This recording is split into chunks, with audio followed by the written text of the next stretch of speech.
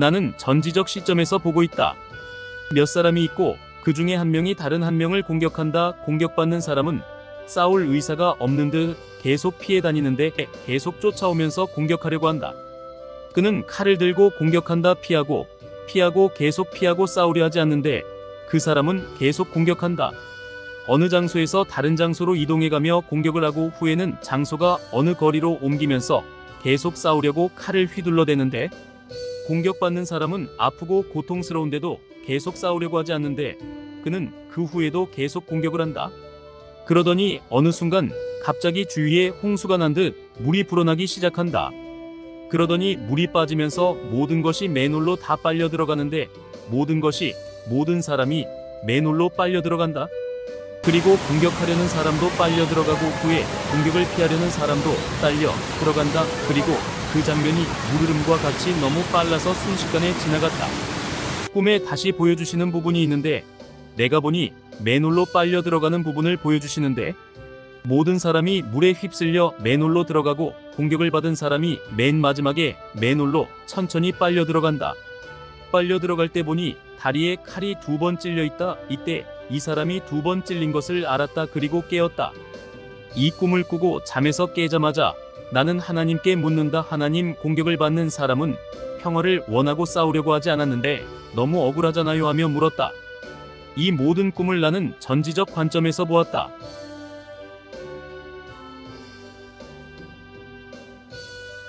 이 꿈을 꾸고 나서 불공평하고 억울하다는 느낌과 감정이 나를 사로잡았다. 이 모습은 가급적이면 싸우지 않으려는 나의 모습을 보는 것 같다. 무조건 피하는 것이 하나님께서 기뻐하시는 것은 아니라는 것을 깨닫게 한다. 먼저 이 꿈을 해석하기 위해서 전지적 입장에서 관망하는 꿈을 어떻게 해석할 것인가? 이러한 꿈 해석의 기술을 배우는 것도 중요하다.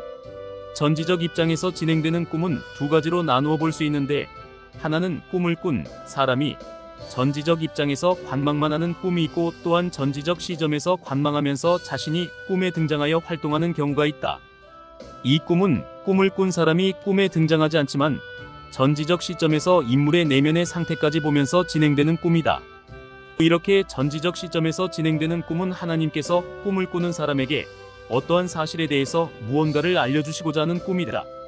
1. 공격. 이 꿈에서 한 사람은 싸우려고 계속 달려들고 한 사람은 싸울 의사가 없고 계속 피하려고 한다. 한 사람은 계속 공격하려 하는데 공격을 받는 사람은 공격할 의사가 없고 공격을 피하려고만 한다. 그렇다면 공격에 대한 상징적 의미는 무엇일까? 에베소서 6장 11절로 12절 마귀의 괴계를 능히 대적하기 위하여 하나님의 전신갑주를 입으라. 우리의 씨름은 혈과 육에 대한 것이 아니요 정사와 권세와 이 어두움의 세상 주관자들과 하늘에 있는 악의 영들에게 대함이라. 꿈에서의 공격은 씨름, 싸움이라고 할 수 있다.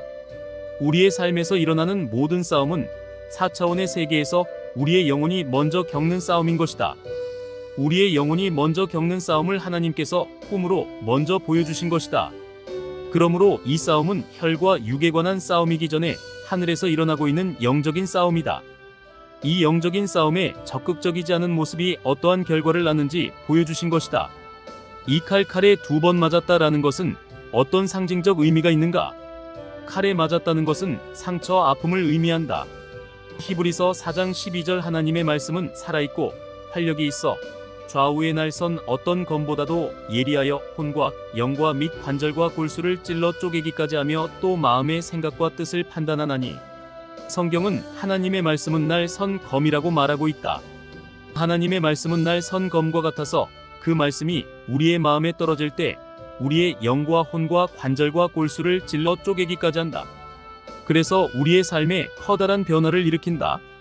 이 꿈에서 칼은 사람의 말을 의미한다. 사람이 하는 말도 칼이 되어서 마음을 찌르고 상처를 입히고 아프게 한다. 이 꿈에서도 공격할 의사가 없는 사람이 계속 공격을 받는 것은 계속적인 어떠한 말과 행동에 대한 상처를 의미한다.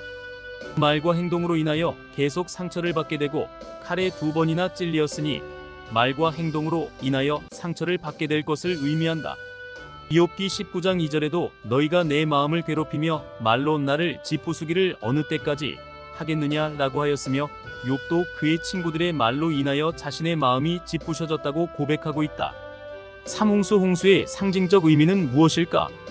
칼에 2번 찔린 상태에서 공격할 의사가 없는데 갑자기 홍수가 난다. 공격한 사람이나 공격을 받은 사람이나 다 같이 홍수에 휩쓸려 맨홀로 물과 같이 빨려 들어간다. 창세기 7장에는 노아의 홍수에 대한 이야기가 나오는데 이는 심판을 상징한다. 싸우려는 자와 싸우지 않으려는 자 모두 심판에 처하게 되었다라는 의미이다. 창세기 7장 4절 지금부터 7일이면 내가 40주야를 땅에 비를 내려 내가 지은 모든 생물을 지면에서 쓸어버리리라.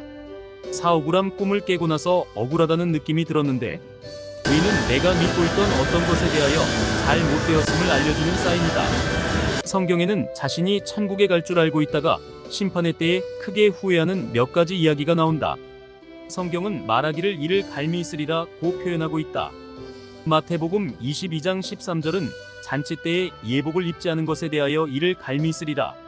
마태복음 24장 51절은 외식하는 자에 대하여 이를 갈미 있으리라.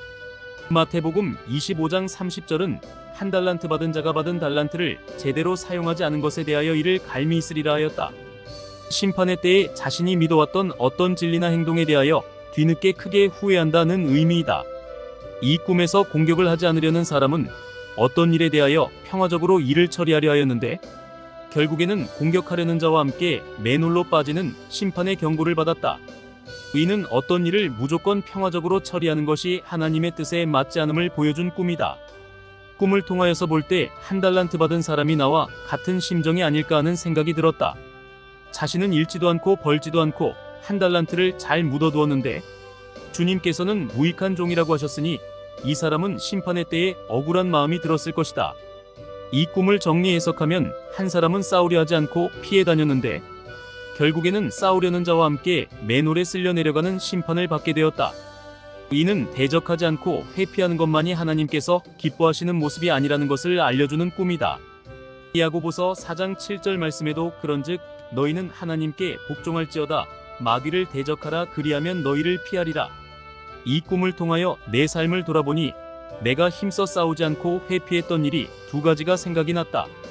하나는 구제에 관한 것인데 오늘 한 끼도 먹지 못했으니 밥값 좀 달라는 것과 그리고 멀리서 왔는데 차비가 없다고 차비를 달라는 것이다.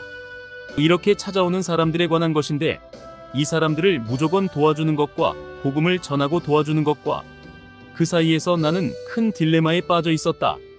둘은 교회와 성도들의 문제에 대해서 기도는 하고 있지만 영적으로 대적하는 기도를 하지 않고 있었다는 것을 깨닫게 되었다. 하나님께서는 이 꿈을 통하여 목회와 삶에 대하여 다시 한번 되돌아보게 하셨다. 하나님 감사합니다. 늘 주님 말씀하시는 것에 민감하게 하시고 깨달아 고침 받을 수 있도록 은혜 부어주심에 감사드립니다. 이 꿈을 통하여 구제와 복음 전하는 것에 대하여 다시 정립할 수 있도록 하시고 또 교회와 성도들의 문제에 대해서 더욱 적극적으로 기도할 수 있도록 은혜 내려주시옵소서. 주님께 감사와 찬양을 올려드립니다.